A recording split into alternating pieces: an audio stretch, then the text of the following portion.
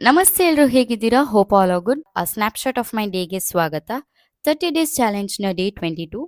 ಬೆಳಿಗ್ಗೆ ಎದ್ದ ಕೂಡ್ಲೆ ಹೊರಗಡೆ ಬಂದು ಸುಮ್ನೆ ಹಾಗೆ ನೋಡ್ತಾ ಇದ್ದೆ. ಇನ್ನು ದೇವ್ರಿಗೆ ಇಡ್ಲಿಕ್ಕೆ ಅಂತ ಹೂ ತರುವಾಗ ಅಲ್ಲೇ ಇರುವ ಸಾಮ್ರಬಳ್ಳಿ ಅವ್ರ ದಪ್ಪ ಪತ್ರೆ ಅಂತ ಸಹ ಹೇಳ್ತಾರೆ. ಇದನ್ನ ತಕೊಂಡ್ ಬಂದೆ. ಒಳಗಡೆ ಬಂದು ಅಮ್ಮ ಡ್ರೈ ಫ್ರೂಟ್ಸ್ ಅನ್ನ ನೆನೆಲಿಕ್ಕೆ ಹಾಕಿದ್ರು. ಅದರ ಜೊತೆಗೆ ಮೊಳಕೆ ಬರಿಸಿದ ಕಾಳು ಸಹ ಇಟ್ಟಿದ್ರು. ಈ ಎರಡರ ಬೆನಿಫಿಟ್ಸ್ ಅನ್ಸ ನಾನು ಪ್ರೀವಿಯಸ್ ವ್ಲಾಗ್ ಅಲ್ಲಿ ಹೇಳಿದ್ದೇನೆ. ಚೆಕ್ ಮಾಡ್ಕೊಳ್ಳಿ.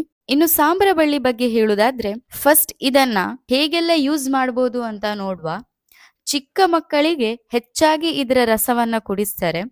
ಇನ್ನು ದೊಡ್ಡವರಿಗೆ ಆಗ್ಲಿ ಮಕ್ಕಳಿಗೆ ಆಗ್ಲಿ ಮೈಯಲ್ಲಿ ರ್ಯಾಷಸ್ ಬಂದಿದ್ರೆ ಅಥವಾ ತುರಿಕೆ ಇದ್ರೆ ಅಥವಾ ಎನಿ ಸ್ಕಿನ್ ಅಲರ್ಜೀಸ್ ಇದ್ರೆ ಸಾಂಬ್ರಬಳ್ಳಿಯ ರಸವನ್ನ ಹಾಕಿದ್ರೆ ಸಾಕು, ಕಮ್ಮಿ ಆಗ್ತದೆ. ಇನ್ನು ನೆಗಡಿ ಆಗಿದ್ರೆ ಅಥವಾ ಕಫ ಆಗಿದ್ರೆ ಇದರ ರಸ ಕುಡಿಯೋದ್ರಿಂದ ಕಮ್ಮಿ ಆಗ್ತದೆ. ಹಾಗಾದ್ರೆ ಈ ಸಾಂಬ್ರಬಳ್ಳಿ ಎಲೆಯಿಂದ ಯಾವ ರೀತಿ ರಸವನ್ನ ತೆಗೆಯುವುದು ಅಂತ ನೋಡುವ. ಒಂದು ಬಿಸಿ ಪಾತ್ರೆಯ ಮೇಲೆ ಸಾಂಬ್ರಬಳ್ಳಿಯ ಸೊಪ್ಪನ್ನು ಇಡಿ ಅಥವಾ ಸ್ಟವ್ ಮೇಲೆ ಒಂದು ಪ್ಲೇಟ್ ಇಟ್ಟು ಸಾಂಬ್ರಬಳ್ಳಿ ಎಲೆಯನ್ನ ಇಡಿ ಅಂಡ್ ಅದನ್ನ ಬಿಸಿ ಮಾಡಿ. ಆಗ ಈಸಿಲಿ ನಿಮಗೆ ಹಿಂಡುವಾಗ ರಸ ಬಿಡ್ತದೆ. ಇನ್ನು ರ್ಯಾಷಸ್ ಅಂಡ್ ಸ್ಕಿನ್ ಅಲರ್ಜಿ ಇರುವ ಜಾಗಕ್ಕೆ ಈ ರಸವನ್ನ ಬಿಸಿ ಬಿಸಿ ಇರುವಾಗ್ಲೇ ಹಾಕೊಳ್ಳಿ. ಅದರ ಜೊತೆಗೆ ಈ ರಸವನ್ನ ಕುಡಿರಿ. ಇದನ್ನ ಸ್ಕಿನ್ ಮೇಲೆ ಹಾಕೊಳ್ಳುವಾಗ ಒಮ್ಮೆಗೆ ಬಿಸಿ ಎನಿಸ್ಬೋದು, ಬಟ್ ಉರಿಯನ್ನ ಕಮ್ಮಿ ಮಾಡಿಸ್ತದೆ ಅಥವಾ ತುರಿಕೆಯನ್ನು ಸಹ ಕಮ್ಮಿ ಮಾಡ್ತದೆ. ಇನ್ನು ಹೊಟ್ಟೆ ನೋವಿಗೆ ಸಹ ಇದರ ರಸವನ್ನ ಕುಡಿತಾರೆ. ಇಷ್ಟೆಲ್ಲ ಯೂಸಸ್ ಇರುವ ಸಾಂಬ್ರಬಳ್ಳಿ ಅಥವಾ ದಪ್ಪ ಪತ್ರೆಯಲ್ಲಿ ಏನೆಲ್ಲ ಹೆಲ್ತ್ ಬೆನಿಫಿಟ್ಸ್ ಇದೆ ಅಂತ ನೋಡುವ.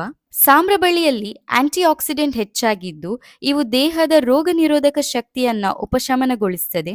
ಶ್ವಾಸಕೋಶದ ಸಮಸ್ಯೆಗಳಿಗೆ ಈ ಸೊಪ್ಪು ಒಂದು ಉತ್ತಮ ಪರಿಹಾರವಾಗಿದೆ. ಅಲ್ಲದೆ ಕಫವನ್ನು ನಿವಾರಿಸಲು ಸಹಾಯ ಮಾಡ್ತದೆ. ಸಾಂಬ್ರಬಳ್ಳಿಯ ಎಲೆಗಳಲ್ಲಿ ಉರಿಯೂತ ನಾಶವಾಗುವ ಗುಣ ಇದೆ. ಇನ್ನು ಸ್ಪೆಷಲಿ ಮಕ್ಕಳ ಜೀರ್ಣಕ್ರಿಯೆ ಸಮಸ್ಯೆಗಳಿಗೆ ತುಂಬಾ ಸಹಕಾರಿ. ಸೊ ನೋಡಿದ್ರಲ್ಲ, ಇಷ್ಟೆಲ್ಲ ಹೆಲ್ತ್ ಬೆನಿಫಿಟ್ಸ್ ಇರುವ ಸಾಂಬ್ರಬಳ್ಳಿ ಎಲೆಯನ್ನ ನೀವು ತಿನ್ಲಿಕ್ಕೆ ಸ್ಟಾರ್ಟ್ ಮಾಡಿ. ಅಂಡ್ ಇದನ್ನ ನಿಮ್ಮ ಮನೆಯಲ್ಲೇ ಒಂದು ಪಾಟ್ ಅಲ್ಲಿ ಅಥವಾ ಗ್ರೋ ಬ್ಯಾಗ್ ಅಲ್ಲಿ ನೆಡ್ಬೋದು. ತುಂಬಾ ಜಾಗ ಬೇಕಾಗಿಲ್ಲ ಅಂಡ್ ಇದು ಸ್ವಲ್ಪ ಮಣ್ಣಲ್ಲಿ ಸಹ ತುಂಬಾ ಚಂದ ಬೆಳೀತದೆ. ಫ್ರೆಶ್ ಆಗಿ ತಂದ ಹೂವನ್ನ ದೇವ್ರಿಗಿಟ್ಟು ದೀಪ ಇಟ್ಟೆ. ಇನ್ನು ತಿಂಡಿ ತಿನ್ಕೊಂಡು ಕ್ವಿಕ್ ಆಗಿ ರೆಡಿ ಆಗಿದೆ. ಕ್ಯಾಂಪ್ಗೆ ಹೊರಟೆ. ಹೋಗ್ತಾ ಒಂದು ಮಾತು ನೆನಪಾಯ್ತು. ಪ್ರತಿದಿನವೂ ಹೊಸ ಚಾಪ್ಟರ್. ನಿನ್ನ ಹಿನ್ನಡೆಯಿಂದ ಕಲಿತು ಮುಂದಿನ ಹೆಜ್ಜೆ ವಿಶ್ವಾಸದಿಂದ ಇಡು. ಯಶಸ್ಸು ತಕ್ಷಣ ಸಿಗುವುದಿಲ್ಲ, ಆದರೆ ನಿನ್ನ ಪ್ರಯತ್ನವೇ ನಿನ್ನ ದಾರಿಗೆ ಬೆಳಕಾಗುತ್ತದೆ. ಪ್ರತಿದಿನ ಹೊಸ ಅವಕಾಶಗಳನ್ನು ನೋಡಿ ಹೊಸ ಚಿಂತನೆಗಳನ್ನು ಅಳೆದು ಬದುಕನ್ನು ಶ್ರೇಷ್ಠವಾಗಿ ರೂಪಿಸು. ಕ್ಯಾಂಪ್ಗೆ ಬಂದು ರೀಚ್ ಆದೆ. ಇನ್ನು ಇವತ್ತು ಒಳಗೆ ಎಂಟರ್ ಆಗ್ಬೇಕಾದ್ರೆ ಅನ್ಕೊಳ್ತಿದ್ದೆ ಇವತ್ತು ಲಾಸ್ಟ್ ಡೇ ಅಲ್ಲ ಅಂತ. ತುಂಬಾ ಕಮ್ಮಿ ಟೈಮ್ ಅಲ್ಲಿ ಒಳ್ಳೆ ಫ್ರೆಂಡ್ಸ್ ಆದ್ರು.